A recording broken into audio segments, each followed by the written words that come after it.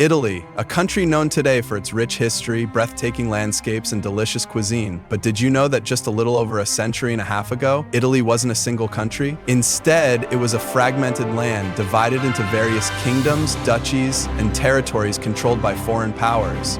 The journey to unify Italy was not easy. It was filled with wars, betrayals, revolutions, and the undying determination of a few visionaries who dreamt of a united Italy. This is the story of how Italy was forged into a single nation.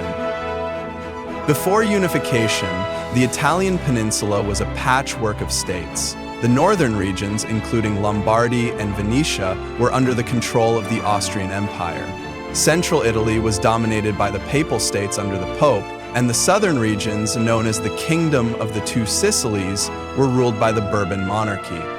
These divisions weren't just political, they were cultural, economic, and even linguistic. People in different parts of the peninsula spoke distinct dialects, and many saw themselves as citizens of their local state rather than as Italians. The movement for Italian unification, known as the Risorgimento, was driven by three key figures: Giuseppe Mazzini, Count Camillo di Cavour, and Giuseppe Garibaldi. Mazzini, often considered the ideological father of unification, believed in a republic and aimed to unite Italy through revolutionary means. He founded the movement Young Italy, which sought to ignite nationalistic sentiments among the people.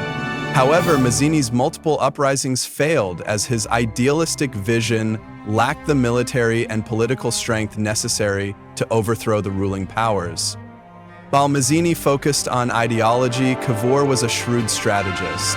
As the Prime Minister of the Kingdom of Sardinia, he understood that unification required diplomacy and military alliances. He modernized the economy, strengthened the military, and sought alliances with powerful European nations.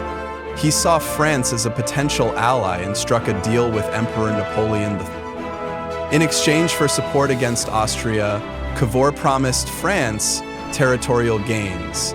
With French assistance, Sardinia waged war against Austria, successfully liberating Lombardy in 1859.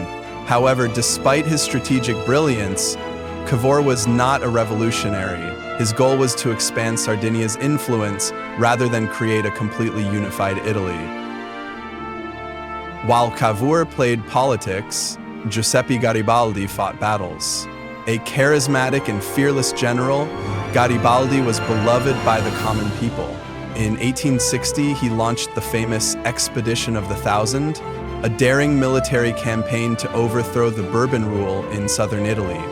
With just 1,000 volunteers, known as the Redshirts, he landed in Sicily and swiftly defeated the Bourbon forces. His army, though small, grew in numbers as locals joined his cause. Within months, he conquered Naples and the entire southern region. However, Garibaldi was not interested in personal power. Instead of ruling, he handed over his conquered territories to King Victor Emmanuel II of Sardinia, paving the way for a united Italy.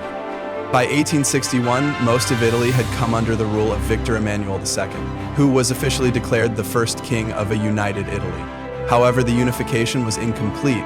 Rome was still under papal control, and Venetia remained part of the Austrian Empire. The final pieces of the puzzle fell into place over the next decade.